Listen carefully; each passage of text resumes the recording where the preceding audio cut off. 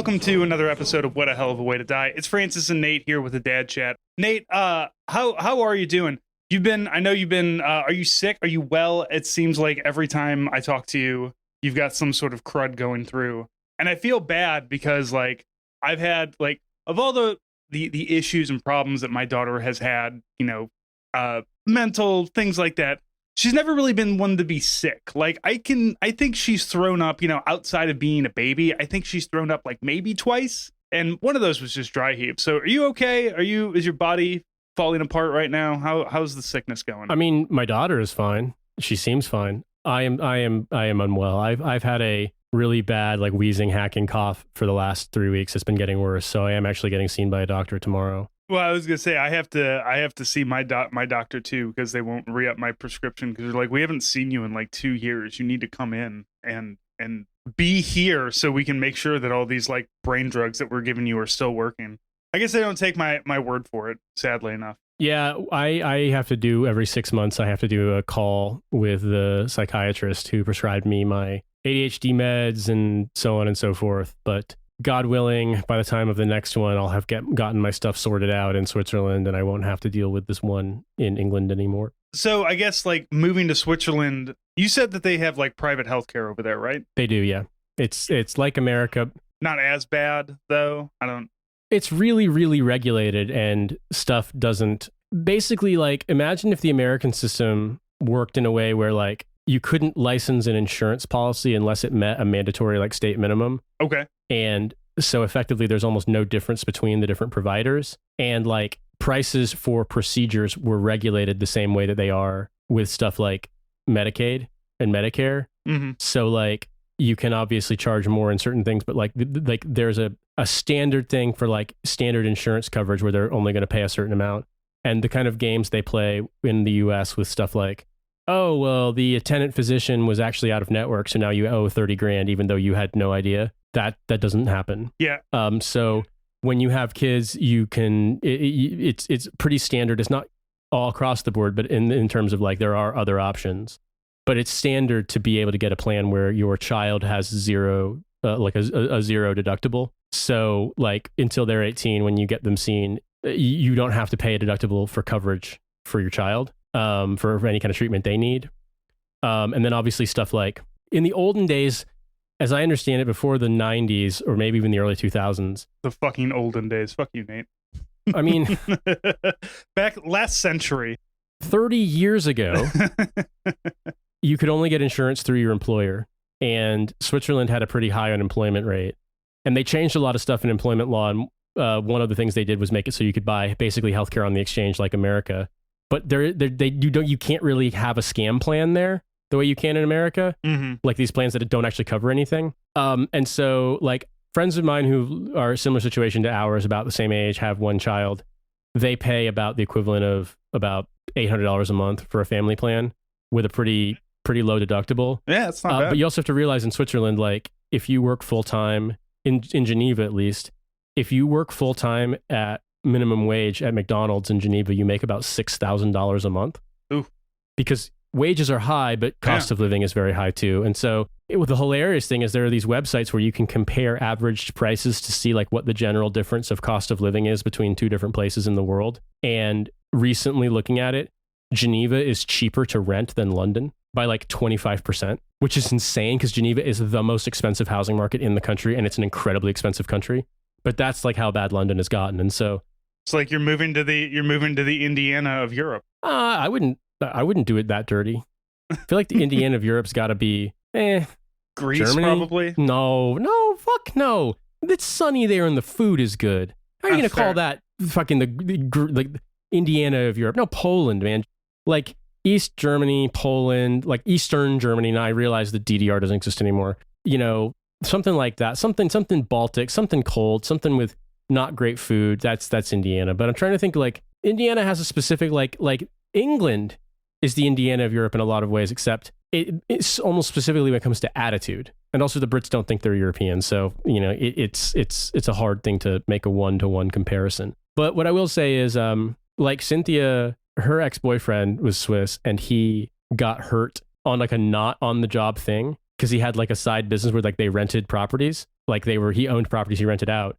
He fell off a roof installing a infrared camera and injured his shoulder. And it was still covered under his work provided insurance policy. And it gave him like a significant amount of time off work at full salary. And also like 100 physical therapy sessions completely free of charge. So like on one hand, you pay for insurance the way you do in America and in Germany. And I don't think they have the equivalent to Medicaid.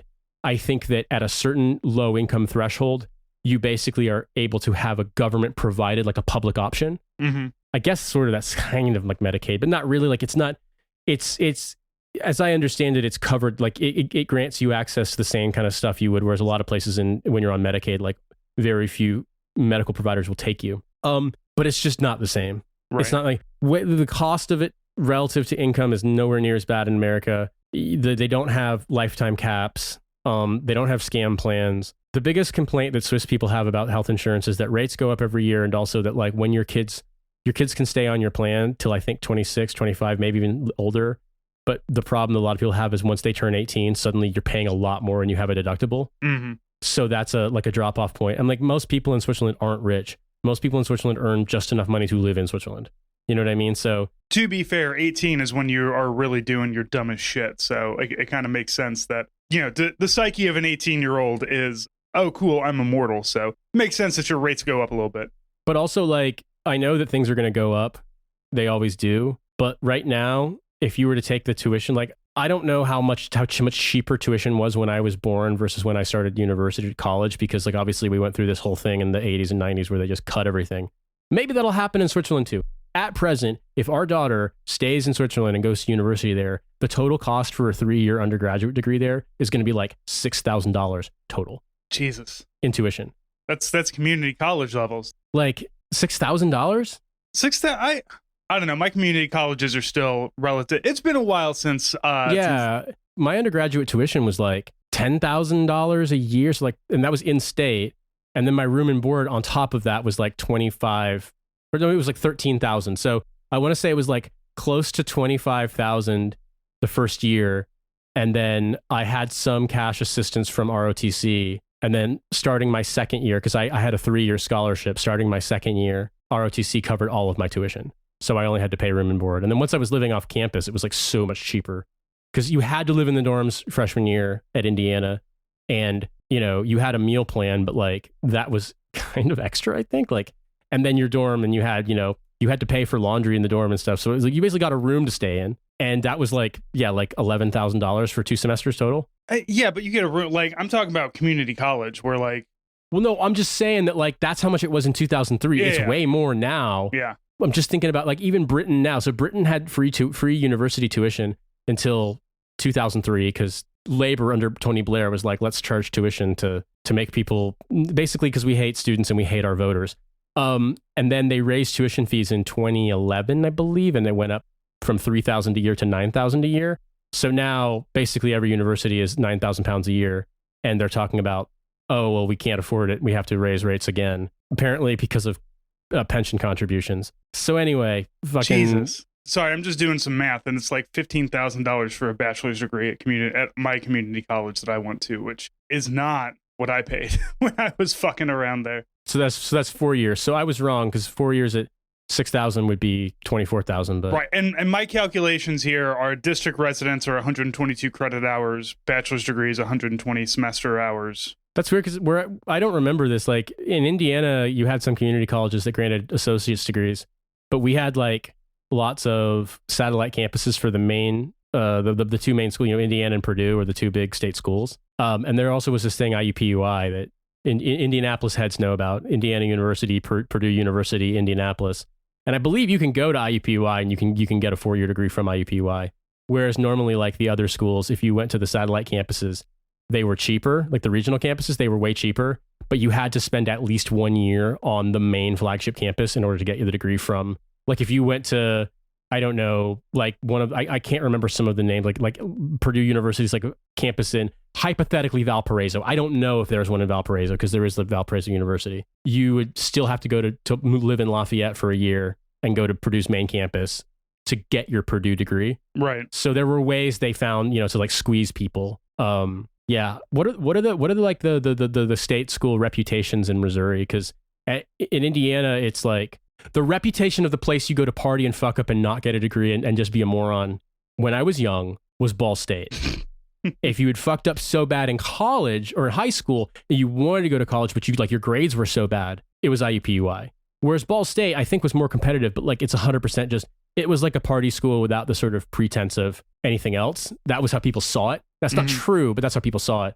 And then you have like the schools that are private colleges that are considered like, call it sort of upper grade schools for liberal arts like DePauw or Butler. And I would say the only like nationally regarded as it is a good school, like Washington, St. Louis level kind of school is Notre Dame. But like, I don't want to go to Notre Dame. I'm not Catholic.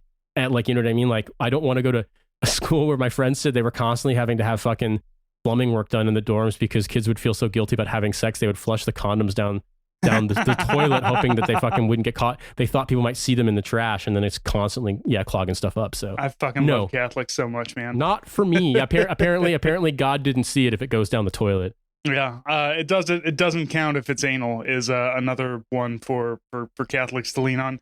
So in Missouri, our big one is Mizzou, which is in Columbia. Mizzou has our journalism school. We have a really good journalism school, and our veterinarian school. Yeah, it's like very, very well known for that. And you have the sort of like student journalism, student photography competition there that happens at Mizzou. Because I remember when I was somewhat interested in pursuing photography as like my concentration in journalism, and Mizzou was like really well known for it. And there's that annual thing, like the best photos from that year kind of thing. Like, they're always like super good, like really good. But I've also heard that student photographers descend on the city and want to profile everyone's life. Yes. Much like being in public affairs on Fort Meade, when you're going through annual training, and again, this is 20 plus years ago, but going through our not our annual training, our advanced training for public affairs, we had feature week where every day we had to write a full like 5-page feature on somebody, which meant people there was a week where everybody on base kind of girded themselves for all the journalism students to come around and be like, I need to interview you about your collection of McDonald's toys or whatever. Like anybody who had any kind of little quirk would get profiled at least every 2 months for our newsletters that we were doing. But we have Mizzou. I know a lot of the accountants that I work with went to SEMO, which is Southeast Missouri State down in Cape Girardeau. We have our college in Springfield. And then Kansas City's got a couple. Kansas City's got Rockhurst, which is it's Jesuit college. We also we have SLU, St. Louis University, which is a Jesuit college. I think that's our two big ones in Missouri. So we do have the Catholics as well. I was taught by Catholics. I have no problem with the Jesuits. I will throw my condoms directly in the trash and in God's face and everybody else. We do have some respectable colleges. I did not go to any of them. I fucked around in community college for a couple of years, and then I went to a school that was in a strip mall that doesn't exist anymore. So my college experience is very much like my military experience. It's very janky, busted, and not overly useful, but somehow I managed to come out the other end a better person for it. So I guess I'll take it. It's a degree. You know what? The degree got me into where I am now. I like my job. I like working in IT. It's fine.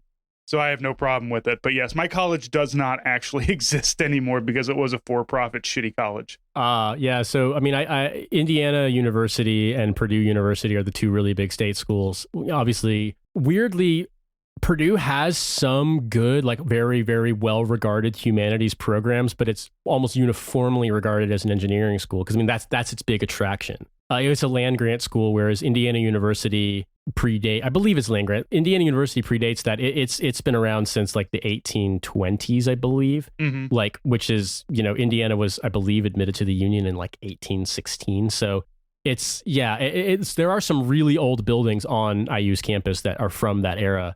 But basically those I would say I went to a high school where about 90% of seniors, graduating seniors, attended 4-year college afterwards. And I think more than half of my graduating class went to either Indiana or Purdue. Yeah.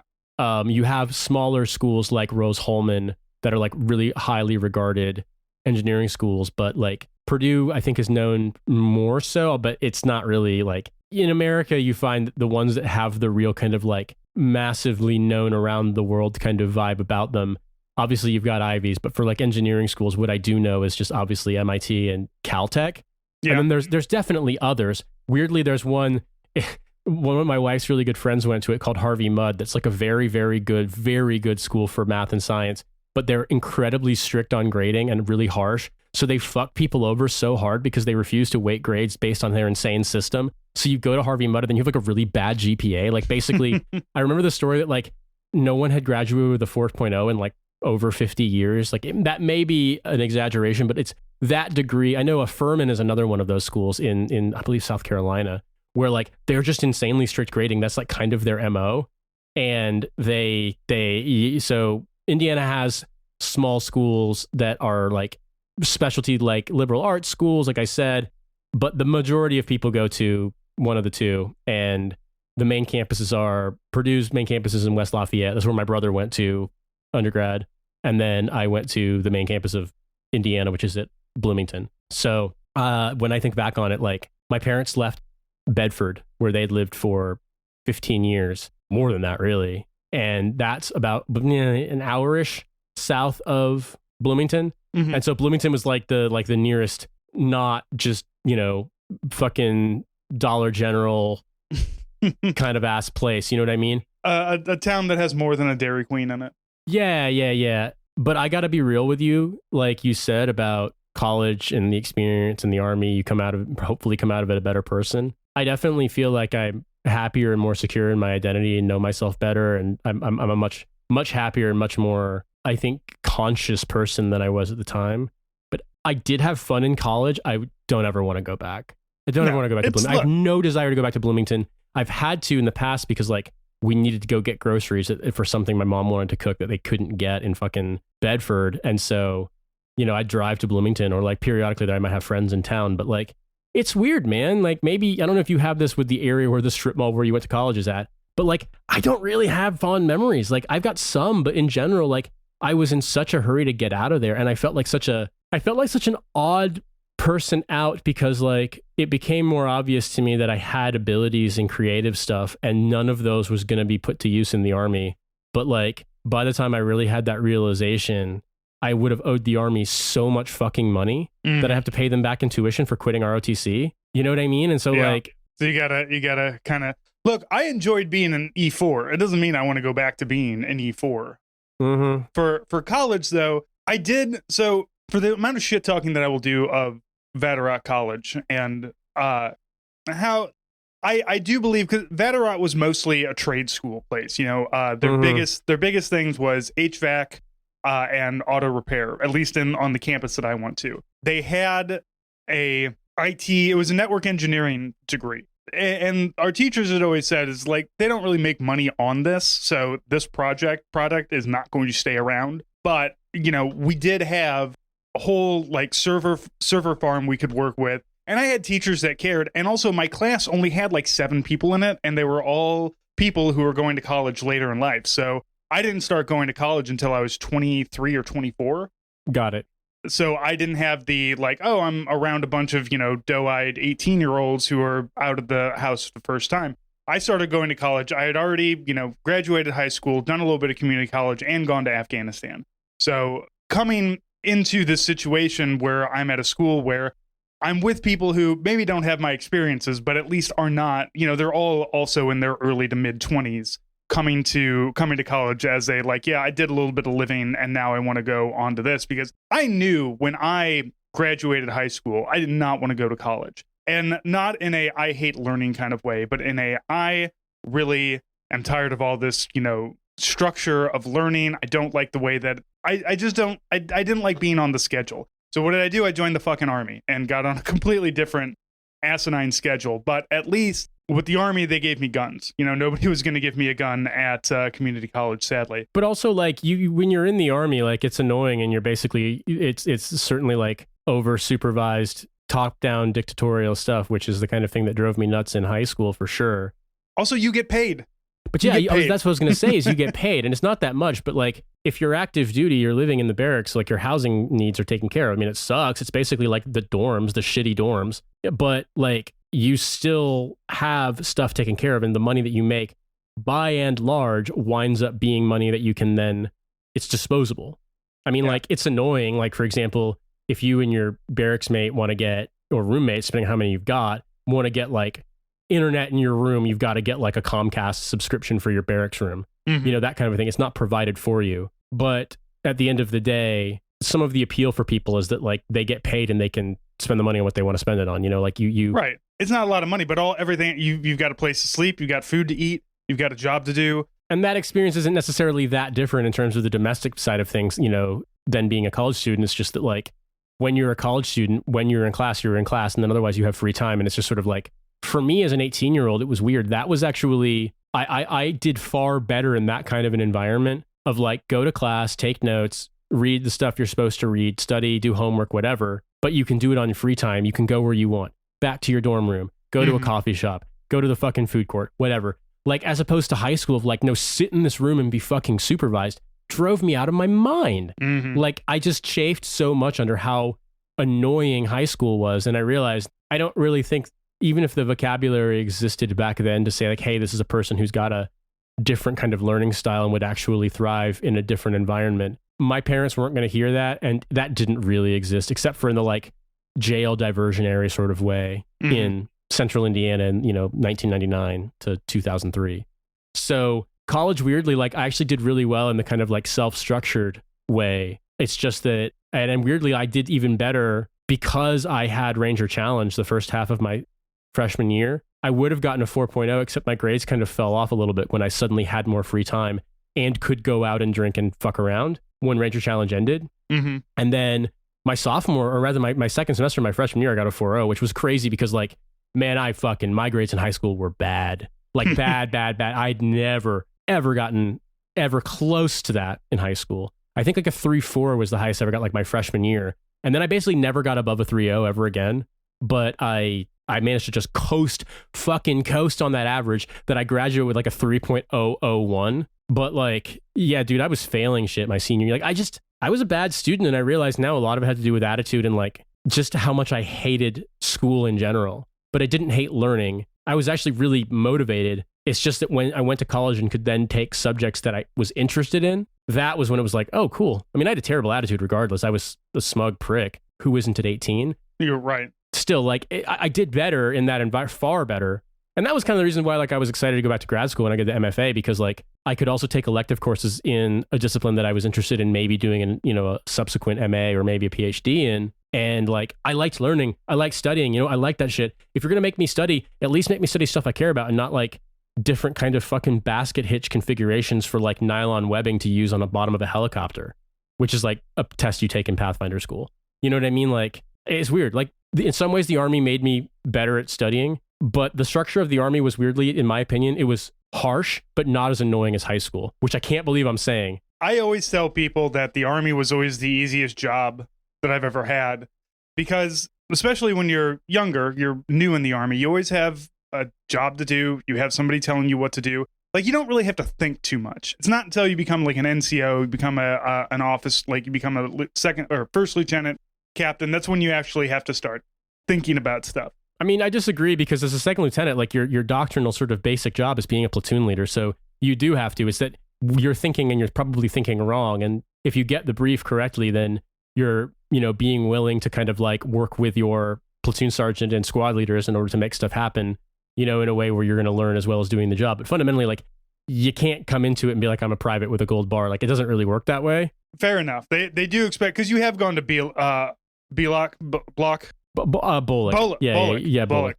I was enlisted, man. I don't care what you guys are doing. Oh, well, no, and you guys have great schools like BNOC and ANOC and infantry and maneuver. It was infantry ANOC and armor ANOC and artillery ANOC and whatever. And then they were like, this is advanced NCO, advanced non-commissioned officers course. It is literally a Russian nesting doll of acronyms that have all changed multiple times too, I'm going to say. They combined the infantry advanced non-commissioned officers course and the armor advanced non-commissioned officers course into maneuver advanced non-commissioned officers course, or MANOC, or Mancock. Mancock. Fucking Mancock. And you cannot tell me that was unintentional. Like, I'm sorry.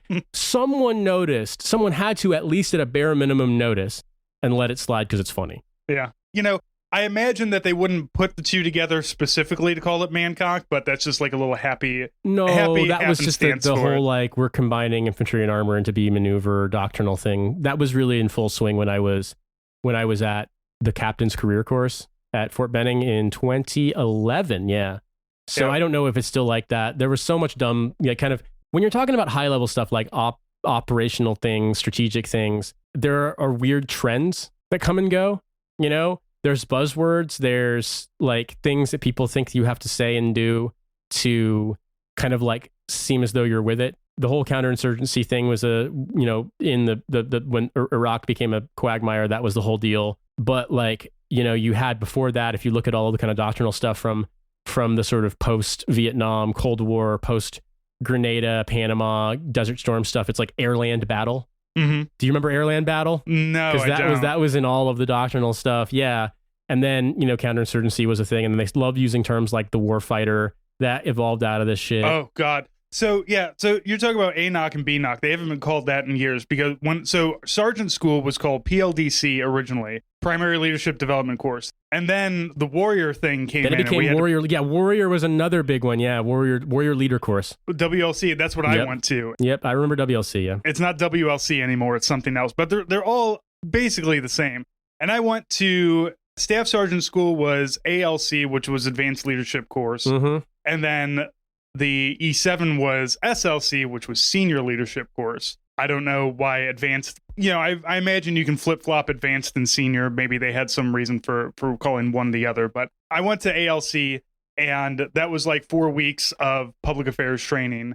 And that was in 2014. And I never did another course after that because my child was born after that. And I said, I'm not doing anything that's going to take me away for 4 weeks again. And I don't care about being in E7 anymore. My child being born was about right when I slammed on the brakes of my military career. Because I was like, oh, shit, you guys make me go to war and shit. I don't want to do that. I got a kid. Yeah, I obviously didn't have that because I didn't meet Cynthia until I'd been out of the Army for like a year and a half. Mm-hmm. And we didn't get married till by the time we got married, I'd been out of the Army for over 2 years. Did you get dumped while you were overseas? Did you get the John Doe experience? Not the John Doe, the Dear John. Sorry, the Dear John experience. The John Doe experience. I got murdered and they didn't know my identity.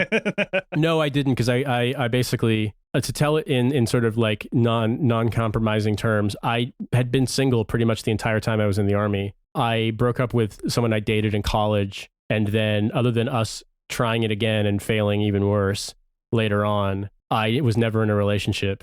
And when I was deployed, I'd been single at that point for 3 years. So I was completely unattached. You have brief encounters with people you either meet or people from home who get back in touch kind of thing, but nothing significant. When I was decided to get out of the Army and I quit the Green Beret course, I went to Korea and I actually met someone there and she and I dated for 2 years. So the year that I was in Korea, or like the back half of the year I was in Korea, and then we stayed together for about 2 years and we broke up, but we're still friends. She's a really serious, like visual artist, like very, very serious, very like credentialed, does exhibitions around the world kind of thing. And she didn't want to get married and there was no reasonable way for me to get to Korea without us getting married. She didn't want to have kids. I did. And I didn't really necessarily think it was a good idea to want to be like, it's very difficult to move to Korea as a foreigner, even if you learn Korean and not become white expat guy in Korea. And I didn't necessarily want that. And she didn't want to move to America because the entirety of her artistic practice centers on like Korean, like modern Korean culture and like the experience of women in Korean culture and stuff. And like, that just isn't going to translate. What she's doing is representing a thing that matters, that specifically has a specific Korean context. So those are the only relationships I was in. And then I was single. She and I were together when I first got out of the Army. We were kind of on the way out and then we broke up right around the time. Like basically I met Cynthia and like, I then was like, okay, I want to pursue this. I have to actually make this phone call and say, okay, like we've been kind of dancing around this for a while, but like it's time for us to just be real here and break up. And we didn't talk for a little while, but like we're cool now. She actually is in the process of applying for PhDs and I helped her with her applications. Like we were on the phone on Zoom calls for like quite a bit at the end of last year. And like There's literally nothing weird about it. She said hi and met Cynthia on a Zoom call. She met our daughter, got to see her a little. Like, it's completely cool. Obviously, I think when you break up with someone you've been with for a while, like, even if you are going to be friends and it's fine, there tends to be a need for like a let's not talk, let's fucking have a cooling off. Yeah. And in her case, she and we didn't talk, I think, until about right around the time that Trump won. She was like, I'm so sorry, what the fuck is going on? Because she'd lived in America doing an MFA, and then we started talking again, and then but you know what I mean? Like, it was fine. Nothing's ever been weird, and it's never been a problem. Sure. Whereas there are people I've dated where like you just can't be friends. It's just not possible and that person might be able to be completely cool with like any other ex-partner. Maybe you can be cool with every other ex-partner. Who knows? But for some reason, you just can't. And like many people have driven themselves fucking bananas trying to reconcile that fact. But like, if it didn't work out for a relationship, then why would you be surprised if it also did not allow you to be friends afterwards either? You know what I mean? Yeah. The gal that broke up with me on my last deployment, which I fully take responsibility for the failure of all of my previous relationships, because I know what a mess I am and was. And when I went to Iraq, I was like, cool, so I'm going to go to Iraq. You're going to wait for me, right? You're young and hot in mid-20s, certainly. And she was a veterinarian, so I was like, certainly you have nothing better to do than wait around for my dumb ass to come home. And then like I didn't stay in contact with her as well as I should have, as somebody who is like, no, I love you, I want to stay together with you, but also I'm not really going to put in the effort to Zoom call you on a regular basis. So I understand why that relationship ended, and she's still with the guy she left me for. So, obviously it worked out, and I got with my wife, Beth, after once I got back. So it all worked out. And the next time I ran into her was about 3 weeks after my daughter had been born. A bat got into the house. So I had to catch the bat and make sure, because we had dogs and cats, and it's like, there's a bat, and of course bat is like, well, obviously every bat has rabies, as you've been told, right? Like, there's a bat, it's got rabies, obviously. So I had to catch this bat, secure it in a coffee can, and take it down to the St. Louis. I guess they have a veterinarian, they have a place like where you can bring animals. That's not really an animal shelter, but they do shelter dogs there. It's not the Humane Society, it's not any of those things. It is just, I don't know, they had a center. It was like, if you have a bat with rabies, bring it here. Or if you have a bat that you need tested, bring it here. So I have this coffee can with a towel shoved in it to keep the bat flat, because it was a big ass coffee can. And I'm knocking on this nondescript door on a nondescript building in St. Louis City. And the door fucking opens, and there's my ex, who I've not talked to in like 5 years. And she's just like, hey, I saw you on the cameras. And I was like, hey, haven't seen you in a while. Can you test this bat for rabies, please? And we don't have the relationship that you do with your ex where you talk on a regular basis, but we have a perfectly fine relationship. She was our veterinarian for like a year. Like when she worked at a spot that we would take our animals to, because we knew she was there and we knew her. And, we had just like, yeah, it's great. Well, like you said, you have that cooling off period where you can kind of just like, all right, I can move on and be happy somewhere else. And then you come back to these relationships, and it's like, it wasn't just the fucking that we enjoyed. We also enjoyed each other's company. We got along, and it was nice to kind of have that adult, an adult relationship. I always worry about like a lot of my exes, and I'm sure that most of my exes I could probably be fine with, especially now that we're all in our 40s and hopefully on the other side of most of the bullshit of our 20s. But the vast majority of my exes are before the age of 26, and everything after that is with my wife. So obviously all of the 25 and under relationships are going to be a hot mess, because I was a hot mess too. So, and some of the women I was dating were hot messes as well. But it's time has passed. I'm sure everybody has mostly pulled their heads out of their asses. I certainly have tried to. Yeah, I mean, I would say one thing I do find very funny about this is, except for my very first girlfriend from high school, which we were friends on Facebook, but I have not seen or heard any update, and I don't really use Facebook, so I have zero idea. Every single person that I have been in any kind of like more than just like a hookup, kind of like in any kind of a situationship with, if you want to call it that, whether it was actually dating long term, like boyfriend and girlfriend, or boyfriend and boyfriend, or just like a period of time together. Every single one of them, to include people that it didn't work out and we didn't hook up, but I was interested in them, every single one of them has a PhD now. You got a fucking type. To include my wife, who has a PhD. In fact, our first conversation was about, should I do a PhD? And she said no. It was like, she was right. So you're the only one. You're the outlier. I'm the only one. I'm the only one. You're the dumbass of every relationship with your master's degree. I just have a master's of fine arts in creative writing. I have a terminal degree, but yeah, it's not a PhD. Yes, but no, it is very funny because I mean, none of these people were in that. I'm looking back on it, like I can think of only one of them had a PhD. And it was actually a medical PhD for like a medical practice thing. Mm-hmm. But other than that, all of these people went on to get them later on in life. But yes, every single one, to include like close friend where I wasn't sure if it was going to go that way or the other, to like person that I liked but it didn't work out and kind of got weird, had to back off that one, to like someone I actually was with multiple times but didn't work out. Every single one of them has a PhD, which is very, very funny to me. Maybe you're the catalyst. Maybe like, you know, just getting dicked down by Nate makes you uber smart and to no, it's the opposite. It's absolutely the opposite. It's like that guy has so much undeserved confidence in his opinions. I'm going to go become a subject matter expert in the field just to be like, you're fucking wrong, you moron. No, I mean, I'm happy for it. That's the thing, is that like, I think that a lot of people can like nurture things where they get angry about stuff and they're still mad about things that don't matter anymore. And I think a lot of times when that happens, and like, it's not as if that feeling is completely alien to me. I think when that happens for a lot of, and I'm speaking from the perspective of a guy, I don't know what it's like for people who aren't, you know, the same sort of role, gender identity as me. But I would say that a lot of times if you're still mad about stuff, that's often more of a comment on your own situation, whether you want it to be or not. And it's not to be like, oh, you know, the thing that bothers you is what you're actually self-conscious about. But I think that if I were to still be hung up on stuff that happened so long ago that like none of the things that were really like big important factors at the time are relevant anymore, mm-hmm. you know, then it's sort of like, well, what am I still mad about? Am I mad at where this person is that I'm not? Am I mad this person didn't choose me, or that like it didn't work out somehow, or it never happened? Why would I still be mad about it? And it's like, I don't think it's an alien thing or an unusual thing to feel that way. But oftentimes I've found that if I get to feeling that way, like resentful about a thing in the past, often that's more to do with my own mental state or my own situation at the time. Like, am I happy with the direction my life is going? Do I feel like I've been achieving what I want to and I'm meeting my own goals, or like I'm making progress? Do I feel like I'm stuck in a rut? You know what I mean? Like, mm-hmm.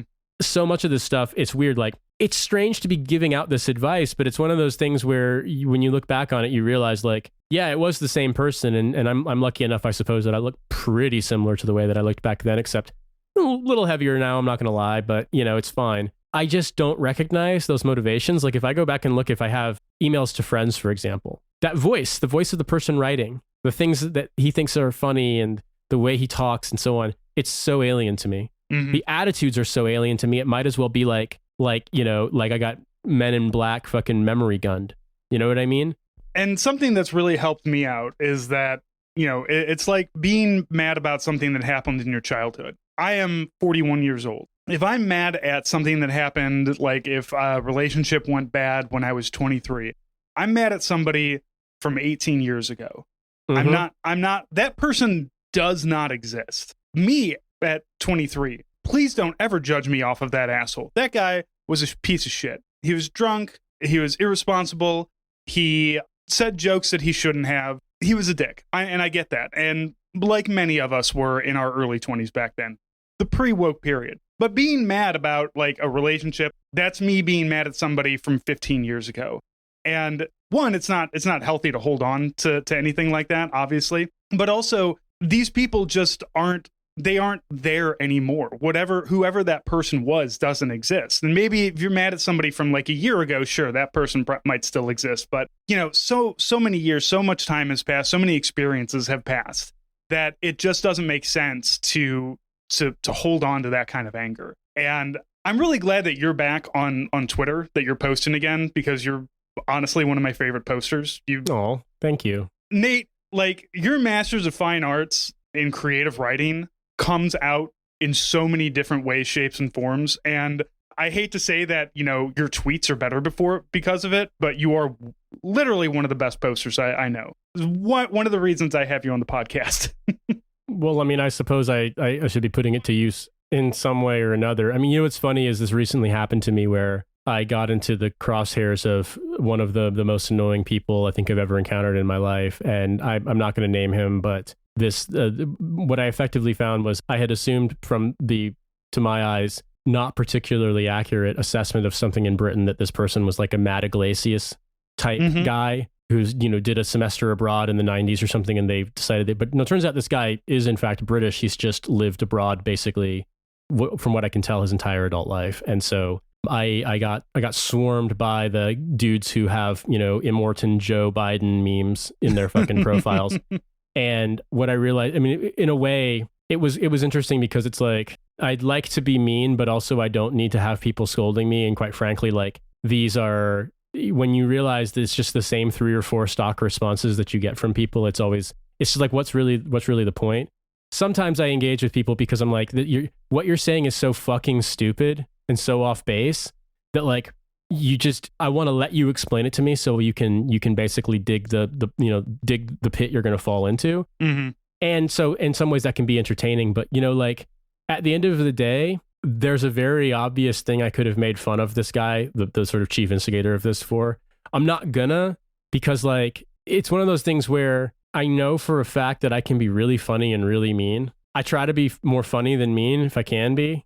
And if I feel as though it's not possible for me to be funny without overemphasizing the mean, I just don't do it anymore. Yeah. What's the point? Because I've hurt people, either people kind of caught in the crossfire with me saying shit that's hurtful to them, friends and family from way back where I said shit that was really like, stuck with them, you know what I mean, in a bad way. And then obviously like random people back when I had open DMs would complain and like, I'm sorry, I didn't mean to make you have a fucking mental health episode. My bad. I was just being a smug asshole, I'm really good at that. But I had this experience recently of having to be like, at the end of the day, there are 4 stock responses that you're garnering from people just saying the same thing over and over again because, they're sort of in one camp and you're in the other. And you can say things that are going to potentially be like your followers and fans will be like, oh, wow, he's so funny. He's so great. But these dipshits are going to turn around and say the exact same thing about things they said to you and about their chief person that they're kind of like fanboying for. Mm-hmm. Wow, isn't he so funny? Isn't he so fucking clever? Oh, he really owned that guy. And it's like, no one ever really owns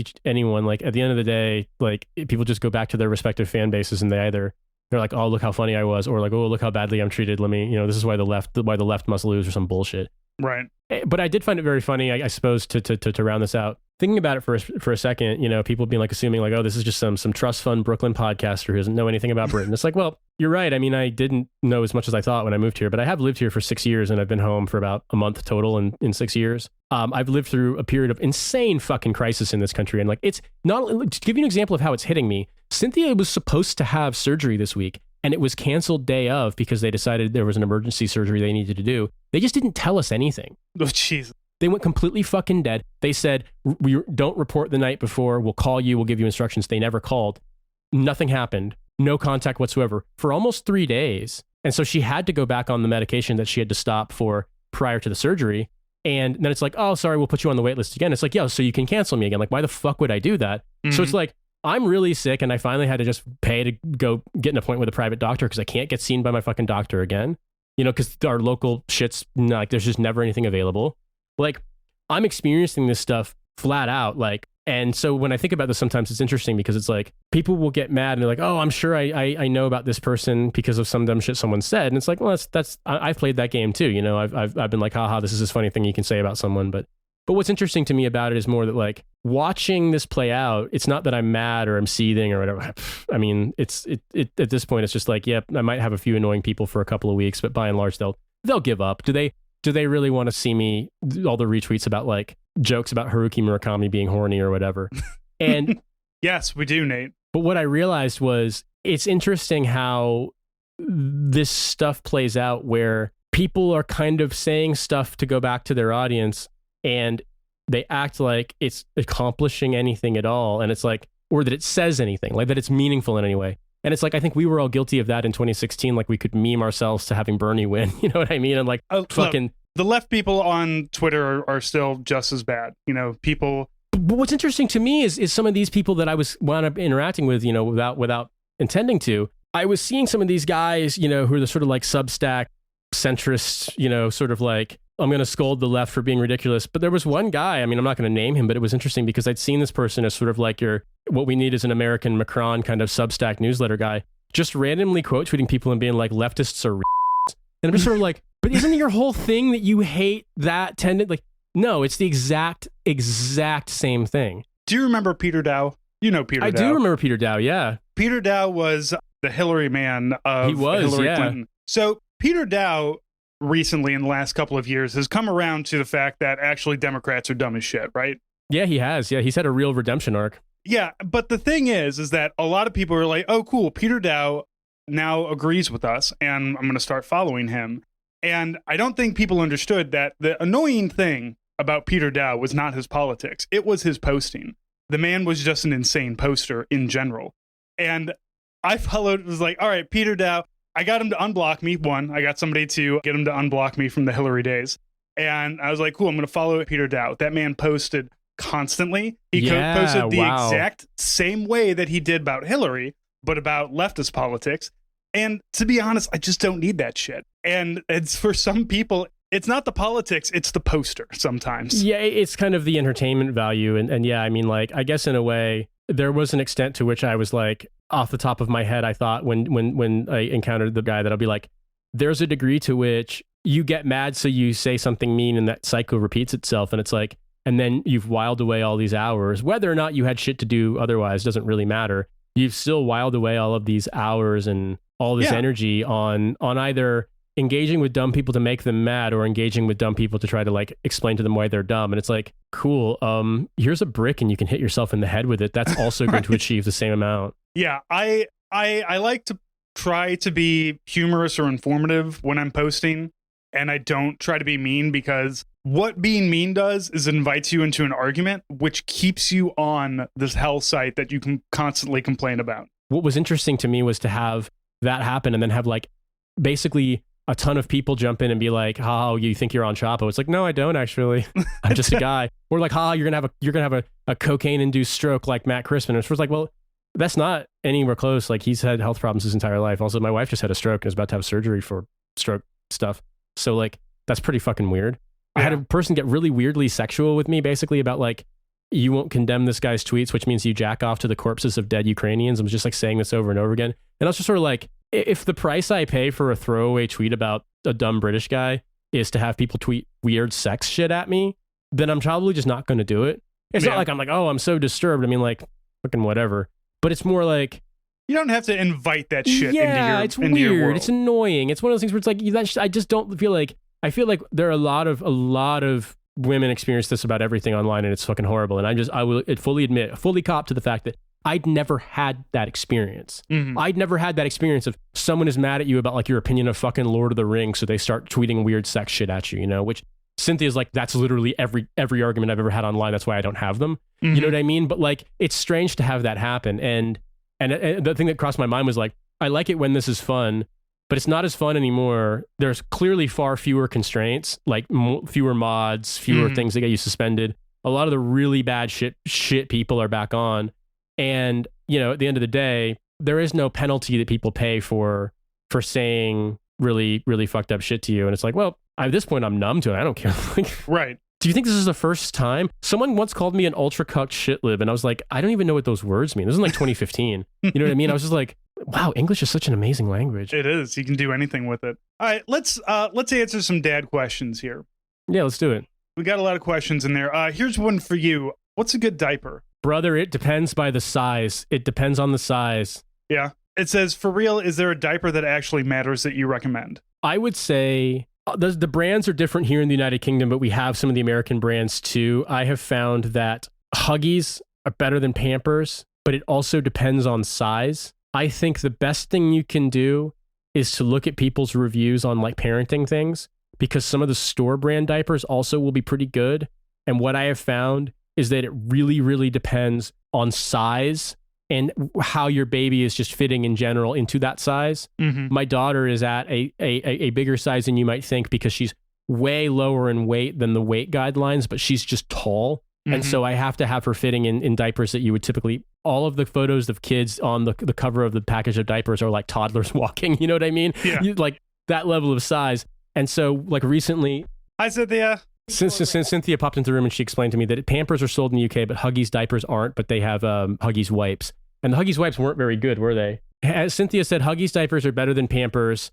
Huggies diapers aren't sold in the UK except for their swim diapers. Huggies wipes aren't very good. We've tried just about everything, and at this point, like every time she sizes up, we try some different ones from different places, like the store brands from different grocery stores. Mm-hmm. And then also you have the in I don't know if they have in the US there, because this is the thing, it's hard to compare. There was like kind of a bougier brand that was started by one of the Spice Girls called Kit and Kin, and they're actually really good. But we're at a point now where I think our daughter's sized out of them. I would just say try stuff, look at people's reviews. Same thing with wipes. Like you may find that something works. I feel like this is the internal story of parenthood so far for me, is that something might work for a month and then your child changes and then it doesn't work anymore and they change, like the thing changes, whatever. Like you just have to be kind of adapting to what phase you're in. And I definitely think that's the case with diapers. But Cynthia says Huggies diapers in America are good. And she has a lot of experience taking care of her nieces and nephews from when she was a kid. So she would know. And she says they're good. So try those. You're just going to have to see what works. And like you said, at a certain point, it's not. We actually got for a while these things that you put the diaper on and you had like a little pad that it had a little bit of adhesive and you'd put it on the back of the diaper, kind of inside of it. And it was supposed to help with blowouts. So like when your kid shits so hard that it goes up their back. Up their back, out the side of the diaper, so on and so forth. Yeah. That's called my daughter using the Fisher-Price bouncer for more than 5 minutes. So yeah, I've washed that's the cleanest the seat cover has ever been from any of those things, even brand new. I have washed that thing with like Oxy detergent edition so many times because my beloved daughter, who I care about so much, and she's so gorgeous and funny, my goodness, I was like, wow, did the compressor in the refrigerator backfire or something? Nope, just a mega shit. Yeah, that's also going to be the other thing. There are some times when there is no such diaper that will take care of your problem. Sometimes they've been constipated for a little bit and they're going to make a funny face and then you're just going to have shit all over you. Something that I would say too is diapers are expensive and this is really annoying, but something that can be a lifesaver is that like sometimes if you wind up with diapers that are too small at a certain point as your baby grows out of them, still keep them, because we call them sacrifice diapers. You can lay them down as like an additional pad or use them as like a thing to clean off and just throw them away. Like you've already got them and give them away to people who need them. Or if you're going to keep them, use them as sort of like a dry wipe before the wet wipe. And that they'll get a lot of like the poop in various places off. That can be a helpful thing. Like we had a bunch of like newborn diapers and size 2 diapers and those help. And then at this point, like when we either find a brand we don't like or we've sized up and the old ones don't fit anymore, the way we do it is we'll open one of the sacrifice diapers, put it on the changing table, then put her on top of that, and then take the other diaper off. And so you're holding her and you're trying to keep her from touching it. But like if she does touch it, we also use like the baby version of puppy pads to put on the changing table as like an absorbent thing. So if she does touch it and get stuff on it, you don't have to like mega sanitize everything. You just get rid of it. Yeah. So those things would help. But I would say, like just in as far as diapers go, and I think this applies to just about every baby product, like your mileage may vary and it will change by size. So just see what happens. Yeah, I know a lot of us on the left try to be environmentally conscious, but don't do that when it comes to your child shitting all over everything. Just I mean, do it if you can. It's a good idea if you can do it. But like the thing I would say is that it will become fucking overwhelming, and so you have to be prepared for how often that's going to become part of your routine if you want to do it that way. It's not to say you can't. You absolutely can, but like they love getting stuff everywhere, and you're going to have to deal with. My daughter one time went through 6 sacrifice diapers in one change because she had been constipated for about 3, almost 4 days. And once it started, it just didn't stop. Nope. But it had intervals of like 10 minutes or so, or 5 minutes or so. So I was changing her and then I was like, no, again.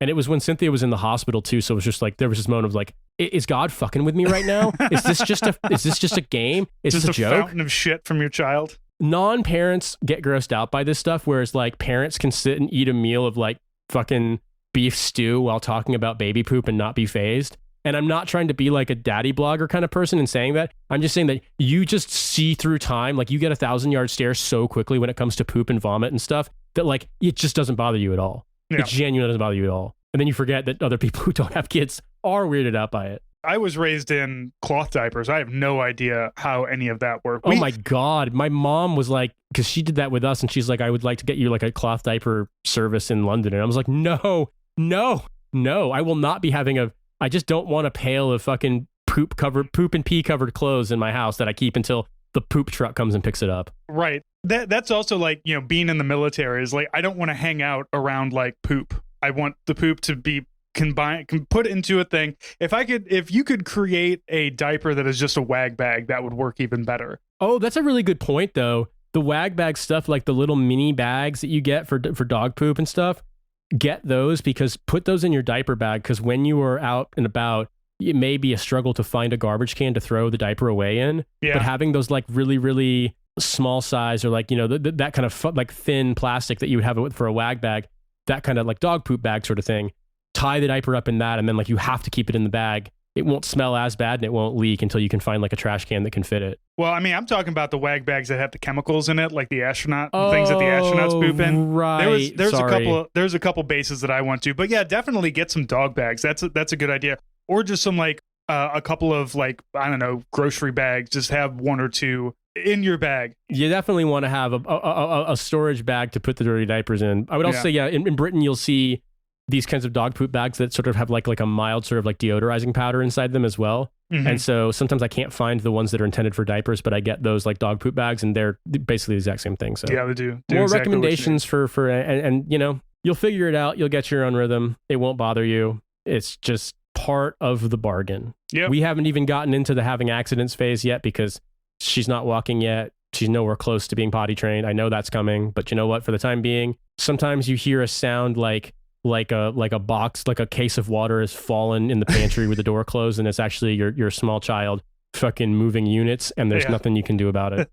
I look forward to listening to you go through potty training, because I am curious, because when we went through potty training, we got this book and they're just like, yeah, potty training, here's what you do, and they'll be potty trained in like a week or two, and that is not how that fucking works at all. Like potty training, like to the end goal of, I can look at my daughter and say, hey, we're gonna go somewhere, go to the bathroom first, and she says, cool, yeah, I'll go do that. Many years to get to that point. But potty training, it is a blessing after you've had to touch so much shit, because you touch a lot of shit with a baby. You do. You try really hard not to, but there's sometimes when it's unavoidable. And when we recently had the Fisher-Price bouncer explosion that I'm referencing, I was like, yeah, just there was no way. I had to get her clothes off and actually throw them away, because they were so like that gross. Sometimes you just pick the kid up and go right into the bathtub. You're just gonna get poop on your hands. There's nothing you can do about it. Like, that's just the nature of things. So it is. All right. Well, Francis, thank you again for a wonderful conversation. To our listeners out there, thank you so much for being fans.